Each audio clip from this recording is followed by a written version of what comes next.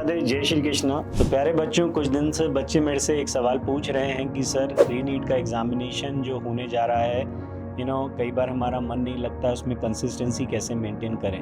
तो मुझे उन बच्चों को भी एक कहानी बतानी पड़ी जिस समय हमने आईआईटी का एग्ज़ाम दिया था 97 में, और 97 में पेपर वापस से हुआ था। एक ही दफ़े आईआईटी का पेपर लीक आउट हुआ है। और छोटी सी कहानी आपको सुनाऊंगा।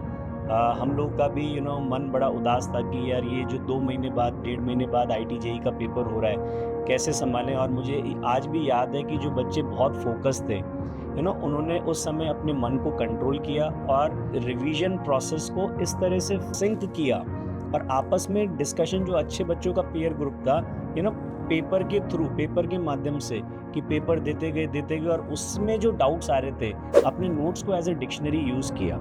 ठीक है, तो उनको बहुत फ़ायदा हुआ। ये हमारे समय की बात है, वो ज़माना अलग था 97 का, आज ज़माना अलग है। बट देखो बच्चों, अगर टेंशन लेने से कोई चीज़ बेहतर होती तो आप ज़रूर टेंशन लें, बट मुझे नहीं लगता ये समय टेंशन लेने का है। ये समय अपने फोकस को पूरा एकत्रित करने का है। एंड मैक्सिमम पेपर्स देके जो आपकी गलतियां हो रही हैं उनको हाईलाइट करें, उनको एक डायरी बनाएं कि फिज़िक्स की डायरी अलग, केमिस्ट्री की डायरी अलग, बायोलॉजी की डायरी अलग, और जहाँ जहाँ आप जो मिस्टेक कर रहे हो पेपर में उनको लिखो, और 2 दिन पहले आप पढ़ के जाएं, और इस विश्वास से जाएं कि यार मुझे बेहतरीन से बेहतरीन अपना आउटपुट देना है। रिजल्ट क्या आएगा वो आप वो आपके हाथ में नहीं है, तो उसको छोड़िए।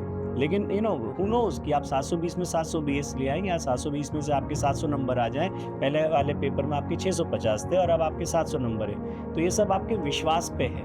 संदीप कपिला जो हमारे टाइम का टॉपर था उस समय 97 में, वो तो सिंपली लाइब्रेरी में बैठ जाता था, उनसे लाइब्रेरी में बैठा, और जो भी उससे डाउट पूछना आता था वो बताता था, उसका कॉन्फिडेंस अपने आप बिल्टअप हो जाता था और पेपर करता रहता था। और जहाँ उसने जो इम्पोर्टेंट या गुड जो भी सवाल मार्क किए उनको रिवाइज़ करता था। ठीक है? तो मेरा यही मैसेज है बेटा कि मतलब मैक्सिमम पेपर्स दीजिए और उसको एनालाइज़ करिए, और हाइलाइटर अपने पास ज़रूर रखें। जो इम्पोर्टेंट पॉइंट्स हैं उनको हाइलाइट करें, और अपनी मिस्टेक्स को पेपर देने के बाद ज़रूर एक डायरी, जो मैं आपसे कह रहा हूँ बनाएं, वो ज़रूर उसमें लिखें और उनको पढ़ के ज़रूर जाएं एग्ज़ाम से पहले। तो आई होप आपको इससे फ़ायदा होगा। मुझे सुनने के लिए तहे दिल से धन्यवाद। राधे राधे, जय श्री कृष्ण।